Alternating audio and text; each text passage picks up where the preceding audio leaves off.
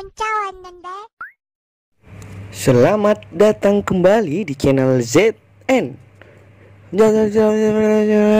Dan semoga kalian terhibur. Di cerita sebelumnya, Jiang Han diketahui telah melatih 300 prajuritnya yang dinamai tentara Black Dragon. Kemudian setelah itu, Jiang Han pergi menghadiri perjamuan makan yang dilakukan oleh Zhang Fan. Di sini, dia mengacau pesta yang sebelumnya tenang menjadi ricuh.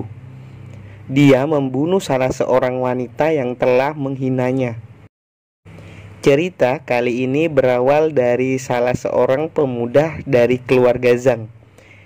Dia mengatakan jika perbuatan Jiang Han akan dilaporkannya pada keluarga Li Xiangyu yang merupakan ayah dari wanita yang dibunuh oleh Jiang Han. Hei, jika kau seorang laki-laki, maka hadapi aku. Jangan hanya berbicara omong kosong yang tidak berguna. Tetapi izinkan aku mengingatkanmu bahwa jika kau ingin melawanku, kau harus memiliki kesadaran akan kematian. Pemuda itu menertawakan Jiang Han bersama teman-temannya. Dia menganggap omongan Jiang Han sebagai sebuah lelucon. Hal ini karena mereka belum tahu tingkat kekuatan Jiang Han yang sekarang. Di pikiran semua orang di kota Piaksue, Jiang Han adalah seorang yang meridiannya telah rusak. Dengan percaya diri, pemuda tersebut bersiap untuk menghadapi Jiang Han. Dia mengatakan akan membunuh Jiang Han. Lalu, tiba-tiba dengan cepat, darah terciprat pada dua teman di belakang pemuda tadi. Harusnya kau jangan terlalu banyak bicara ketika akan bertarung. Dan ingatlah, jika Jiang Han adalah tokoh utama di kota Piaksue. Zhang Feng yang juga melihat kejadian itu berpikir jika Jiang Han tidak selemah yang dirumorkan. Tetapi barusan dia hanya menggunakan serangan diam-diam untuk membunuh. Orang-orang yang mengepung Ruksue juga dimusnahkan oleh orang misterius. Sulit mengetahui di mana keluarga Yan menemukan seorang ahli. Jika kalian lupa, admin ingatkan kalau yang melakukan itu semua adalah Jiang Han. Dan karena tidak ada yang selamat, jadi keluarga Zhang menduga orang tersebut adalah seorang ahli bela diri. Ruksue, apakah ada sebuah kesalahpahaman antara kau dan aku? Agak salah jika suamimu melakukan adegan seperti ini. Ruksue menjawabnya dengan lantang. Suamiku punya alasannya sendiri untuk tindakannya tadi. Zhang Feng kesal mendengar jawaban Ruksue. Dia bergumam dalam hati. Dasar wanita jalang. Awas saja nanti, saat aku menghancurkan keluarga Yanmu, aku ingin melihatmu menjilati sepatuku. Jiang Han langsung memegang tangan Ruksue. Dia berkata, Tuan muda Zhang Feng, jangan cemas dan cepat pulang. Aku secara khusus menyiapkan hadiah untukmu. Aku harap kau puas dengan hadiah pemberianku. Lalu dibukalah sebuah kotak yang berisikan plekat-plekat yang bertuliskan nama seseorang. Hanya dengan melihatnya dari jauh, Zhang Feng langsung emosi melihat hal itu. Jiang Han berkata, aku mendapatkan informasi di salah satu rumah pribadi keluarga Zhang. Ini adalah nama-nama dari beberapa wanita cantik. Apakah kau mengetahuinya? Begitu banyak wanita cantik berdasarkan pelekat nama ini. Apa kau yakin masih sendiri dan kesepian? Aku telah membantumu mengirim mereka semua ke barak untuk menemani latihan pasukanku. Dan sekarang, apakah Tuan Zhang Feng puas dengan hadiah dariku? Jiang Han tiba-tiba menjadi serius. Dia mengatakan, apakah kau masih berani bilang akan mengambil istriku dan tidur dengannya? Kau masih berani membuat rumor di kota Piaksue untuk mempermalukanku, ha? Kedua orang ini langsung kesal dibuatnya. mereka berniat tidak akan membiarkan Jiang Han lolos kali ini. Zhang Hen yang sudah termakan emosi langsung melesat menyerang Jiang Han. Berbeda dengan adiknya, di sini Zhang Feng terlihat sedikit tenang. Dia berpikir dengan kekuatan Jiang Han yang berada di pengumpulan Qi tahap ke-7 tidak akan menang melawan saudaranya yang baru menerobos alam Tongmai tahap kedua. Informasi buat teman-teman ya. Jadi, tingkatan pengumpulan Qi tahap ke-7 yang dituduhkan Zhang Feng itu karena informasi mengenai Jiang Han terakhir kali dia dan semua orang dapatkan saat melawan Zhao An di pernikahannya dulu. Nah, dari situ semua orang menganggap Jiang Han masih di tingkat pengumpulan Qi tahap ke-7. Kembali ke cerita, Jiang Han dengan mudah menghindari serangan tersebut. Kemudian Zhang Hen menyiapkan kekuatan yang besar. Dia mengatakan akan membunuh Jiang Han. Hu Yue dan orang-orang yang berada di sana tertawa senang. Salah seorang memuji Zhang Hen yang sudah menerobos tingkat Tongmai tahap kedua. Mereka menganggap keluarga Zhang sangat hebat karena telah menciptakan generasi yang jenius. Ternyata alam Tongmai tahap kedua. Tidak heran jika kau berani melawanku. Dan jangan pernah salahkan aku jika diriku bertindak kejam. Zhang Hen pun melesat dengan jurusnya yang sudah disiapkan di tangannya. Orang-orang yang melihat jurus itu mengatakan kalau jurus tersebut adalah jurus yang sangat kuat yang harusnya dimiliki oleh tingkat seorang master. Mereka menganggap pelatihan di keluarga Zhang sangat hebat. Namun yang terjadi sangat mengejutkan. Jiang Han menahan serangan tersebut dengan satu tangan, dan dia juga melepaskan serangan dari tangan lainnya. Saking kuatnya serangan itu, Zhang Hen langsung terpental mundur akibat tidak mampu menahan serangan Jiang Han. Bagaimana ini bisa terjadi? Ujar dari Zhang Feng terkejut. Orang-orang juga terlihat kebingungan dengan apa yang terjadi. Zhang Hen yang tingkat kekuatannya lebih tinggi terluka dengan serangan dari Jiang Han. Lalu Jiang Han menginjak kepala Zhang Hen dan berkata, "Apa aku terlalu kuat hingga kau terluka seperti ini?"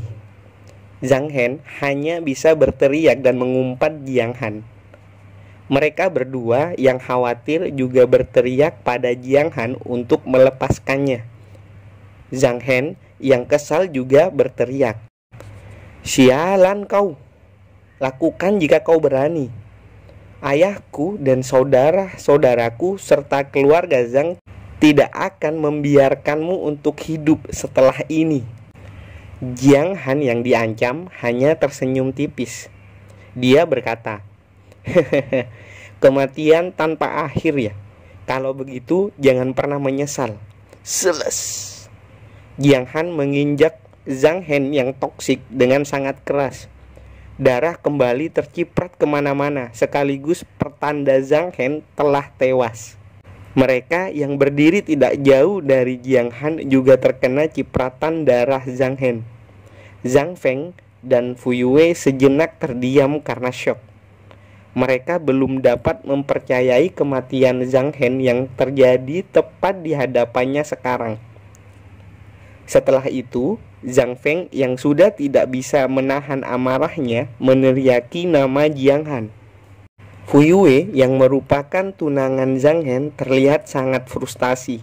Kemudian dia berlari ke arah Jiang Han untuk menampar dan meluapkan kekesalannya. Namun, Ruxue langsung menampar balik Fu Yue yang berniat menampar suaminya.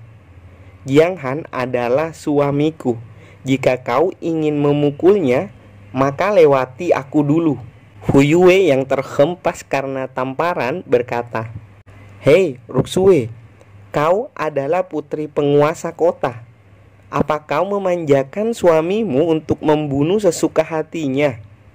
Aku tidak berbicara denganmu sebagai putri dari penguasa kota, tetapi aku berbicara sebagai istri dari Jiang Han.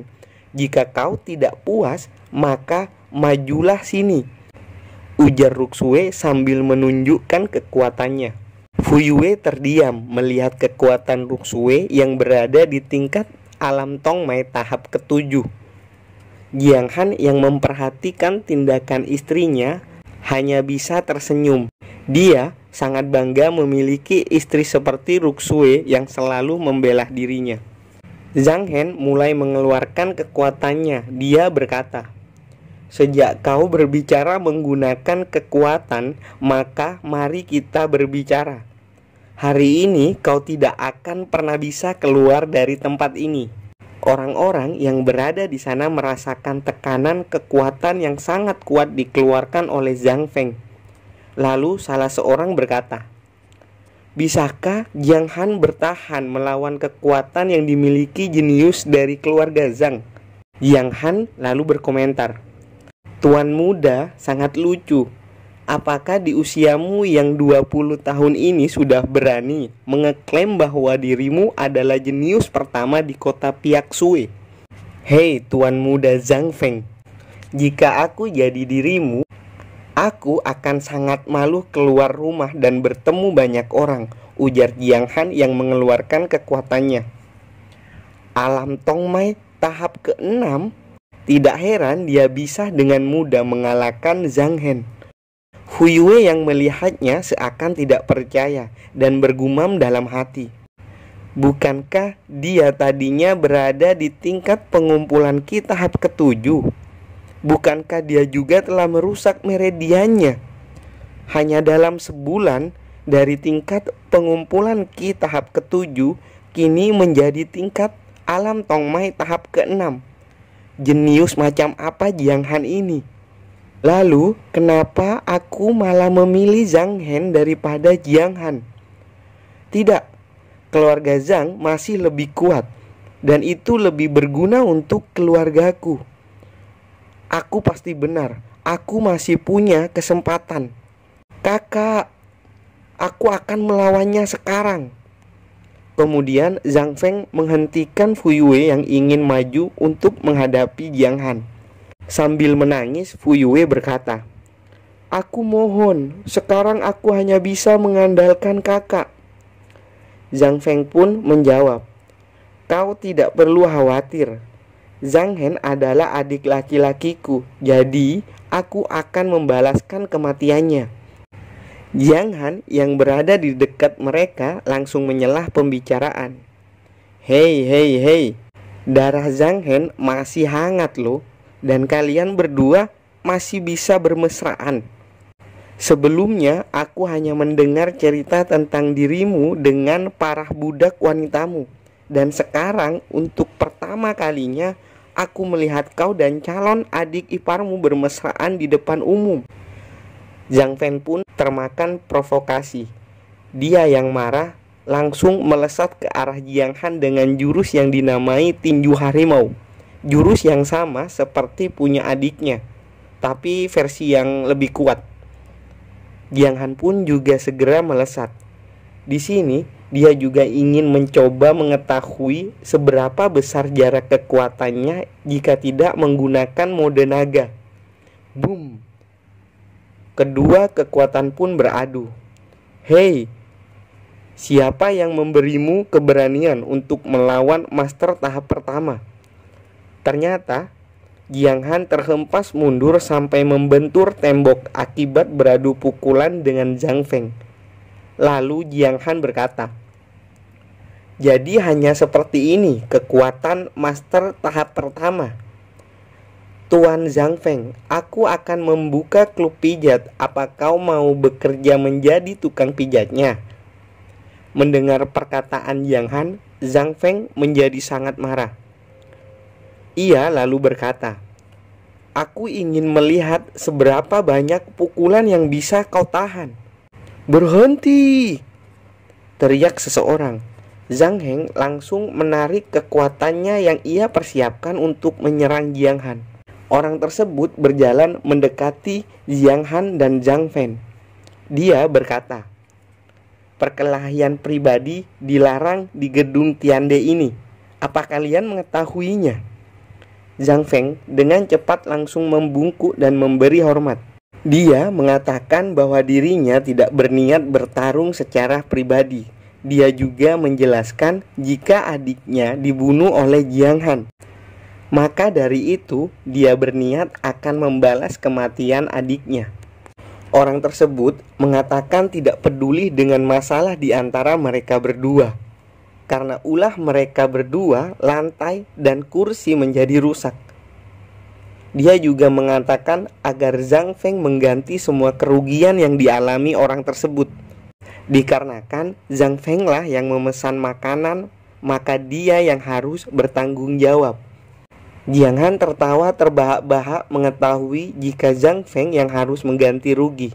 Dan untuk Zhang Feng sendiri hanya bisa pasrah, sembari segera mengganti rugi biaya kompensasi. Setelah beberapa saat berlalu, Jiang Han berbisik pada Ruxue menanyakan apa status pemilik gedung Tiande ini. Karena orang seperti Jiang Feng saja tidak berani untuk memprovokasinya. Ruxue menjelaskan kalau orang tersebut adalah orang yang memiliki gedung Tiande. Kultivasinya berada di tingkat Grandmaster tahap ke-9. Dia juga menjadi orang top teratas di kota Piaksue. Bahkan ayahnya akan bersikap sopan ketika melihatnya. Jiang Han memikirkan alasan apa yang dimiliki orang tersebut hingga membantunya tadi. Dan menurut Jiang Han akan lebih bagus lagi jika dirinya dapat mengundang orang tersebut ke tentara Black Dragon. Setelah melunasi kompensasi ganti rugi, Zhang Feng pergi dari tempat tersebut dengan dendam di hatinya. Sedangkan Fu Yue yang sakit hati karena telah dipermalukan hanya bisa memendam rasa kesalnya pada Jiang Han. Suatu hari nanti, aku ingin memberitahumu rasa sakit hatiku hari ini. Semua orang pun telah pergi dari tempat tersebut. Jiang Han dan Ruxue membungkuk memberi hormat karena sudah dibantu oleh orang tersebut. Agar nggak bingung ke depannya, kita panggil orang tersebut Brewok Merah ya. Lalu Brewok Merah mengatakan pada Jiang Han untuk tidak perlu berterima kasih, karena Jiang Han adalah saudaranya. Jiang Han menjadi bingung karena disebut sebagai saudara dari si Brewok Merah. Aku juga adalah anggota aliansi Bloodblade. Tamu dari aliansi Bloodblade adalah saudara dimanapun itu, ujar Brewok Merah sambil menunjukkan lencana keanggotaannya. Apakah dirimu hanya tingkat di alam Tongmai? Dengan lencana Black Ironmu itu, masa depanmu pasti cerah. Di sini Ruxue terlihat bingung, entah dia tahu tentang aliansi Bloodblade atau tidak. Karena di komik masih belum dijelaskan, maka untuk sementara admin simpulkan bahwa Ruxue tidak mengetahui ya apa itu aliansi Bloodblade. Dengan malu-malu, Jiang Han mengatakan pada Brewok Merah bahwa dirinya hanya beruntung saja. Karena saat itu dia menyelamatkan seorang wanita, dan wanita tersebut memberinya lencana Black Iron sebagai bentuk terima kasihnya. Oh, ternyata begitu, ujar Brewok Merah yang baru mengetahui hal itu. Jiang Han mendekati si Brewok Merah. Dia berkata, "Saudaraku, dapatkah saya melihat luka Anda? Mungkin saja saya bisa menyembuhkan luka Anda dan membuat terobosan." Brewok Merah berterima kasih pada Jiang Han dan menolak niat baik Jiang Han. Jiang Han berkata, "Saya tidak tahu apa yang telah dialami oleh Anda. Tapi menurut saya, jika Anda terus-menerus menghindar, juga tidak akan menyelesaikan masalah apapun. Jika Anda tidak percaya pada saya, Anda dapat melihat tentara yang saya ciptakan. Dan setelah Anda mengetahui tentara saya, setelah 10 hari, datanglah ke kediaman keluarga Yan untuk menemui saya." Admin perjelas sedikit ya. Jadi si Brewok Merah menolak niat baik Jiang Han karena dia masih belum percaya jika Jiang Han yang kultivasinya di tingkat alam Tongmai dapat menyembuhkan lukanya. Maka dari itu Jiang Han menawarkan untuk melihat tentaranya yang dia latih secara khusus agar si brewok merah tahu seperti apa kekuatan yang dimiliki oleh Jiang Han. Setelah beberapa saat berlalu, Jiang Han dan Ruksue juga pergi dari tempat tersebut. Ruksue bertanya, "Apakah kau yakin kalau si brewok merah akan datang dan menemuimu?" Jiang Han menjawab, "Tenang saja istriku, meski saat ini dia belum percaya padaku, tetapi tidak butuh waktu 10 hari untuknya berpikir, dan kemungkinan setelah 6 hari dia pasti akan datang mencariku." Kemudian saat Jiang Han berhenti menjelaskan, Ruksue tiba-tiba marah. Jiang Han yang paham jika istrinya ingin mengetahui rencana apa yang akan dibuat oleh dirinya, Jiang Han pun menjelaskan rencananya. Karena dalam waktu 6 hari, si brewok merah pasti akan pergi melihat pertarungan antara tentara Black Dragon dan bandit He Fengzai. Lalu dengan yakin Jiang Han berkata, "Dan pada saat itu terjadi, tentara Black Dragon tidak akan hanya menaklukkan He Fengzai, tetapi mereka juga akan mendapatkan pemilik gedung Tiande atau si brewok merah sebagai tambahan kekuatan di tentara Black Dragonku." Cerita berpindah di kediaman keluarga Zhang. Kepala keluarga Zhang terkejut menerima kabar kematian dari anaknya. "Ayah, maafkan aku tidak bisa melindungi Zhang Hen," ujar Zhang Feng. Kepala keluarga Zhang langsung berlari menghampiri mayat anaknya. Dia menangisi kepergian anaknya. Lalu dengan tubuh yang bergetar karena marah, ayahnya menanyakan tentang rencana besar yang sudah disiapkan. Zhang Feng menjelaskan bahwa He Fengzai saat ini memiliki 4 kepala suku dengan 3.000 prajurit banditnya. Mereka sudah disiapkan untuk penyergapan di dekat barak keluarga Yan. Cerita berganti lagi pada waktu malam hari di kediaman keluarga Yan. Diperlihatkan Jiang Han yang sedang berlatih selama 6 hari yang tersisa sebelum berperang. Jiang Han berlatih siang dan malam untuk meningkatkan kultivasinya dengan cara menyerap aura langit dan bumi. "Apakah Tuan sudah menerobos?" ujar dari Siang cem-cemannya Jiang Han. Jiang Han mengatakan akan butuh bantuan Siang di rencana nanti pada saat berperang. Jiang yang polos kemudian menanyakan apa maksud dari Jiang Han. "Selama itu berguna dan dapat membantu Tuan, Siang akan melakukannya dengan baik." Lalu Jiang Han berkata, "Kau akan melakukan sesuatu yang enak-enak denganku." Bukan, gak gitu kok, salah. "Kau akan melakukan sesuatu untukku. Rencanaku adalah memberi hadiah pada Jiang Jialin atau kepala keluarga Zhang sebelum perang dimulai."